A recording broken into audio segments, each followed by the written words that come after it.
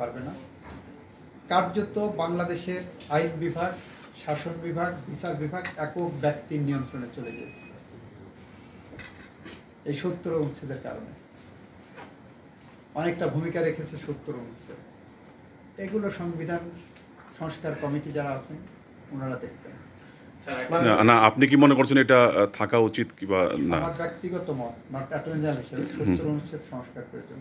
Sir, একটা বিষয় সেটা হচ্ছে এখন বিদ্যমান সংবিধান অনুযায়ী সংস্কার করতে গেলে তো পার্লামেন্ট দরকার, কিন্তু অনেকেই যারা বিজ্ঞ আছেন তারা বলছে যে পুনর্লিখন বা নতুন করে করার ক্ষেত্রে কোনো বাধা নেই। সেই ক্ষেত্রে এখন পর্যন্ত রাষ্ট্রের প্রধান আইন কর্মকর্তা হিসেবে আপনার সাথে যতটুকু আলাপ বা তাদের যে আভাস, তাতে করে কি সংস্কারের দিকে যাচ্ছে না পুরোটাই চেঞ্জের? আমার সাথে কোনো আলোচনাও হয়নি, কোনো আভাসও দেওয়া হয়নি। এই ক্ষেত্রে এখন উপায় কি? আমার সাথে কোনো আলোচনাও হয়নি, কোনো আভাসও দেওয়া হয়নি। তাহলে এখন উপায় কি? নাম্বার 2 হলো 1971 সালে মুক্তিযুদ্ধের মধ্য দিয়ে অর্জিত যে বাংলাদেশ, সেই বাংলাদেশে 1972 সালে সংবিধান রচিত হয়েছিল। তার আগে পাকিস্তানের সংবিধান ছিল। মুক্তিযুদ্ধকালীন কিংবা মুক্তিযুদ্ধোত্তর বাংলাদেশে পাকিস্তান সংবিধান ফলো করা হয়নি। বিপ্লবোত্তর একটি সরকারে যদি মনে করেন সেই সরকার সংবিধানকে নতুন করে ঢেলে সাজাবেন, সেখানে কাস্টমারি প্র্যাকটিসগুলো আসবে।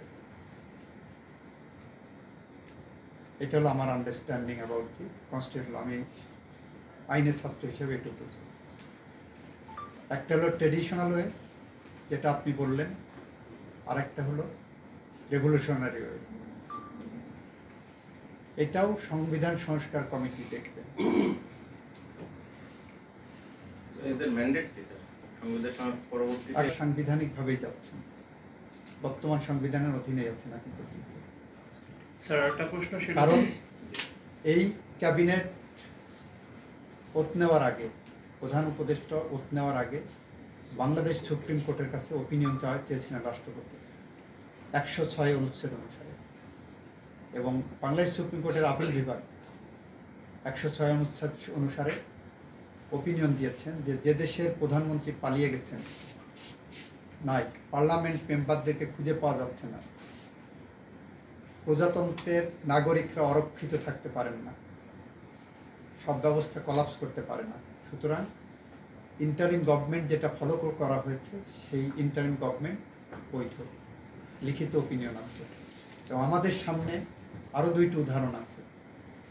1990 সালে যখন প্রশ্ন আসলো এরশাদের আন্ডারে কোনো নির্বাচন হবে না এবং এরশাদের ভাইস প্রেসিডেন্টকেও আমরা মেনে নেব না, মওদুদ সাহেব ছিলেন তখন ভাইস প্রেসিডেন্ট, তখন রাজনৈতিক দলগুলো একটা ঐক্যমতে পৌঁছলেন, যেটার কোনো ওই সময়ের তৎকালীন এক্সিস্টিং সাংবিধানিক কোনো ভিত্তি ছিল না। 3 জোট মনে করলেন যে এইভাবে হবে, প্রধান বিচারপতিকে উপরাষ্ট্রপতি করা হবে, তার কাছে এরশাদ পদত্যাগ করবেন, তারপর উনি অস্থায়ী রাষ্ট্রপতি হয়ে নির্বাচন করবেন। এটার কোনোটাই সংবিধানে কিন্তু ছিল না। পরবর্তীতে শাহাবুদ্দিন সাহেব উপরাষ্ট্রপতি হলেন, ওনার আন্ডারে নির্বাচন হলো, উনি আবার ব্যাক আসলেন প্রধান বিচারপতি হয়ে। এই সব কিছুই পরবর্তী পার্লামেন্ট এসে রেটিফাই করলেন। এটা কিন্তু আমাদের দেশে হয়েছে। সুতরাং এটাকে আপনার কাস্টমারি বলেন বা অতীত ইতিহাস বলেন, যেটাই বলেন না কেন, এটা নাথিং নিউ।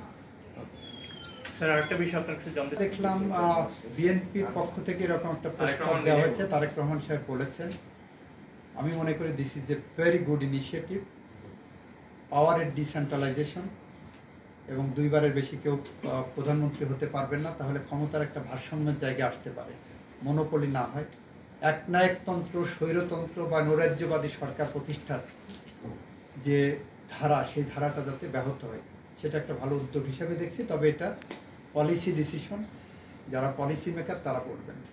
আমি এই কথাটা অ্যাটর্নি জেনারেল অফিসের ইন্টারপ্রিটেশনের বিষয় না, তবে প্রজাতন্ত্রের একজন নাগরিক হিসাবে আমি বলতে পারি এটা খুব ভালো উদ্যোগ।